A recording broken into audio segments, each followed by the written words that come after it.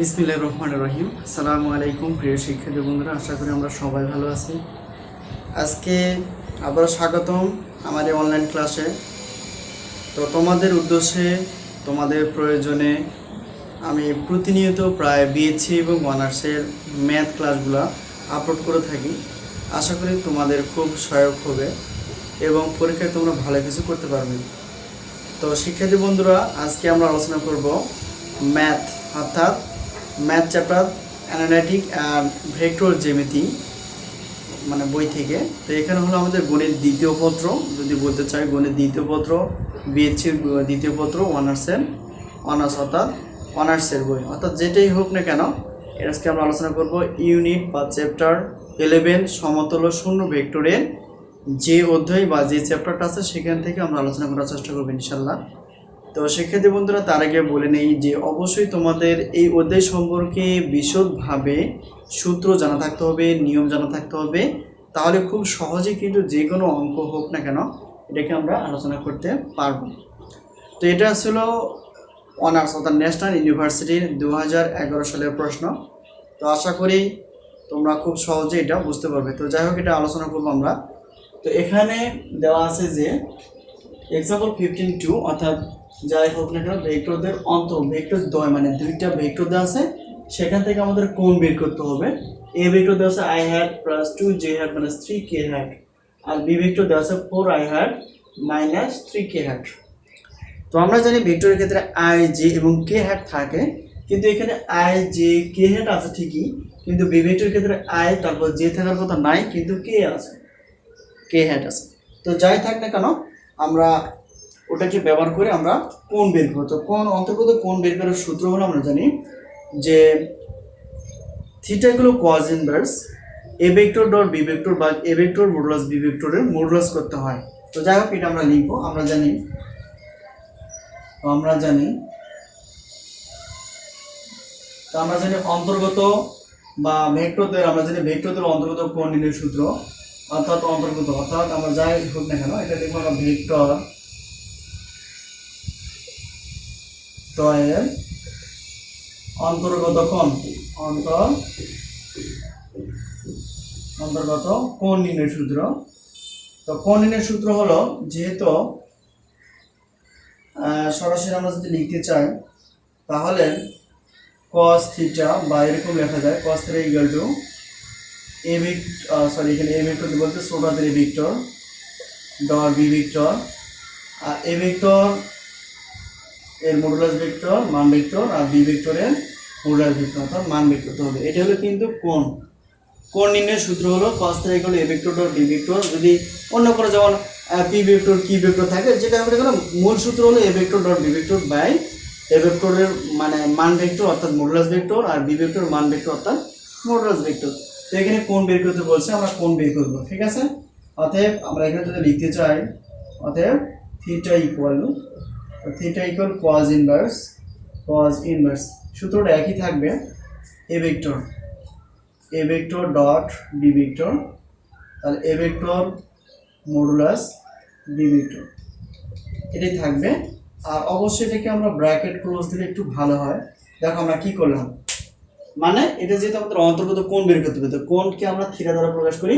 মূল সূত্র cos theta equal to A vector dot B vector by A vector modulus B vector modulus, তাহলে theta কি পাশে cosটা এ পাশে ছিল, এদিকে ইনভার্স হয়ে যাবে, cos ইনভার্স 1 চলে আসবে, আর তখন A vector dot B vector যা আছে তাই থাকবে, আর A vector modulus B vector যা তা থাকবে, আর শুধু ব্র্যাকেট আমরা কি করব, ক্লোজ করে দেব। ওকে, তো এখন ক্লোজ করে দেওয়ার পর এখানে দেখো ভালো করে খেয়াল করো।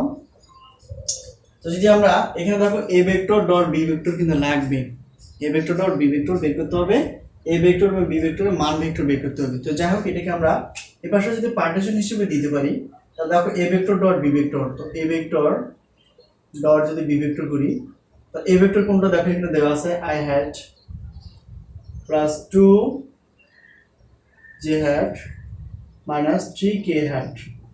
আচ্ছা, আমরা ব্র্যাকেট ক্লোজ করলাম। আর বি ভেক্টর কত ছিল দেখো, বি ভেক্টর ছিল 4i hat minus 3k hat, এই দুটো কিন্তু ছিল। তো যাই থাক না কেন আমরা i এর সঙ্গে i hat, j এর সঙ্গে j hat এবং k এর সঙ্গে k hat গুণ করে দিব। তো i সঙ্গে দেখো i hat এর সহগ 1, আর এই আই হেডের সহগ হলো 4। তাহলে 1 এর সঙ্গে যদি 4 গুণ করে দেই, 1 এর সঙ্গে 4 গুণ করে 1 ইনটু 4, কারণ এখানে কিছু না 1 আর এখানে সহগ তো 4 আছে, গুণ করে দিলাম প্লাস।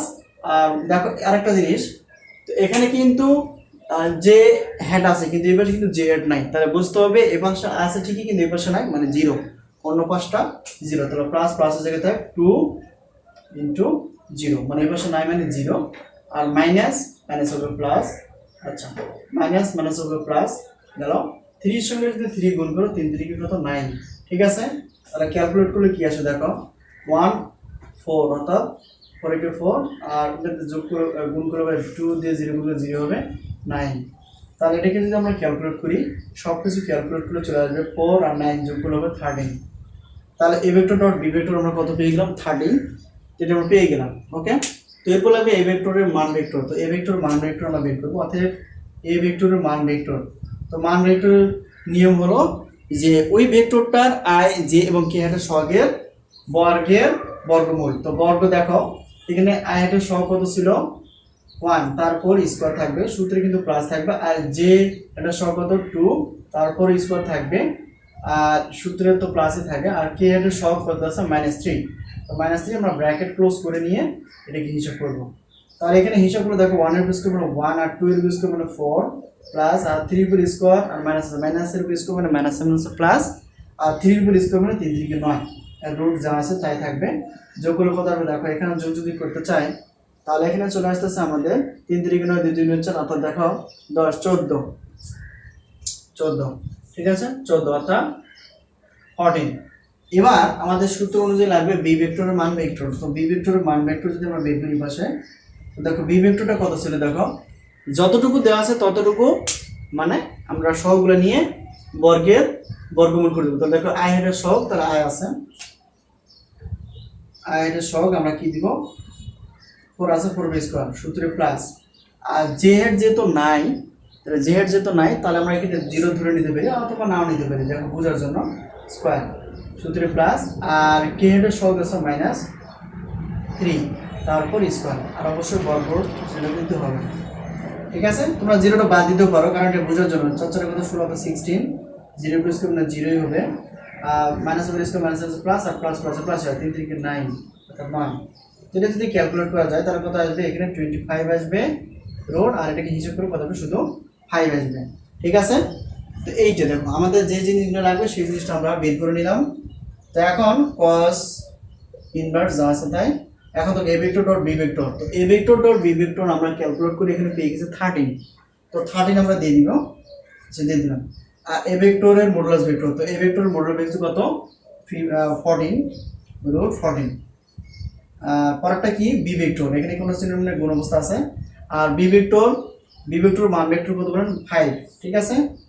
আর ব্র্যাকেট আমরা ক্লোজ করে দিব, ক্লোজ করে দিলে দেখো এখানে cos ইনভার্স যা আছে তাই থাকবে, আর ওখানে 13ই থাকবে। এটা যদি সামনে নেওয়া যায় তাহলে এটা এই জিনিসটা এইভাবে হয়, ঠিক আছে।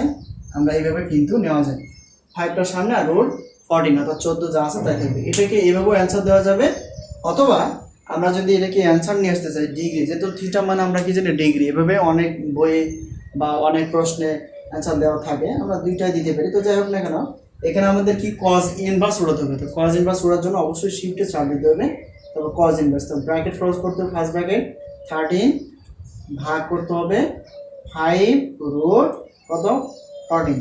তো এখানে ব্র্যাকেট দিয়ে এখানে হিসাব করে চলে আসতেছে আমাদের দেখো, তাহলে 4.598।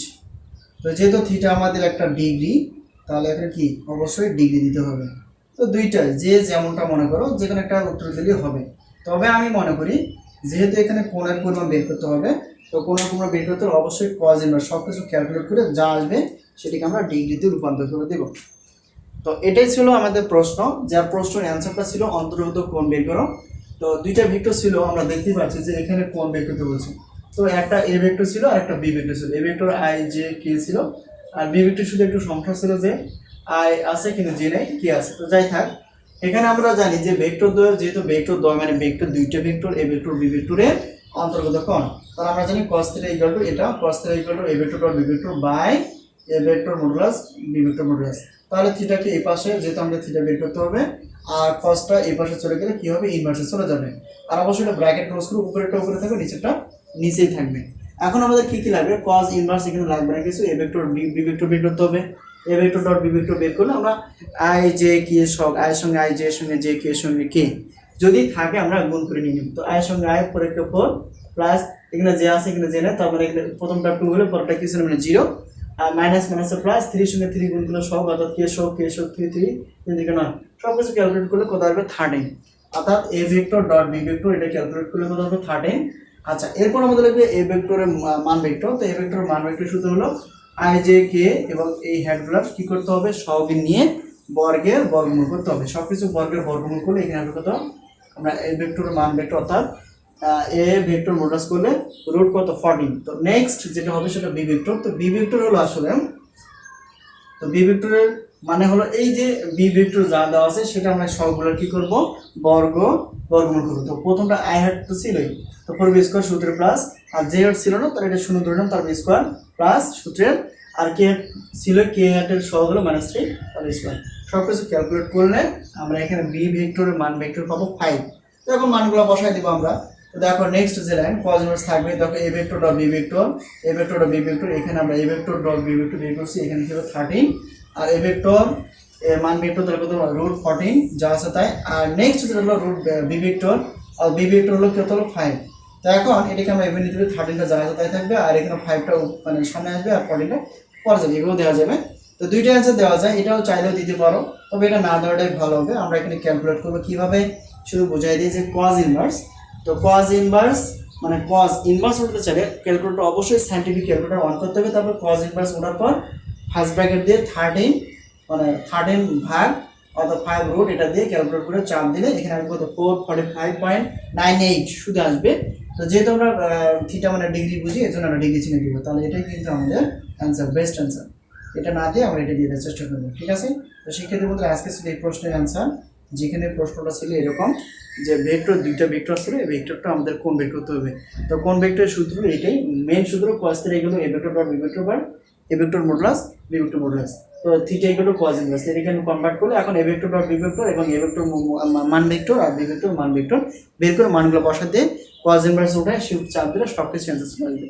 আর অবশ্যই খেয়াল রাখতে হবে যেহেতু থিটা আমাদের কোণ, এগুলো অবশ্যই আমাদের যতটুকু আসবে সেটা শেষে আমরা কি ডিগ্রি চিহ্ন দিব। তো আজকে এই পর্যন্তই, আবারও দেখা হবে এই অধ্যায় সম্পর্কে বিস্তারিত আলোচনা নিয়ে। তো সবাই ভালো থেকো, সুস্থ থেকো, আবার দেখা হবে ইনশাল্লাহ। আল্লাহ হাফিজ।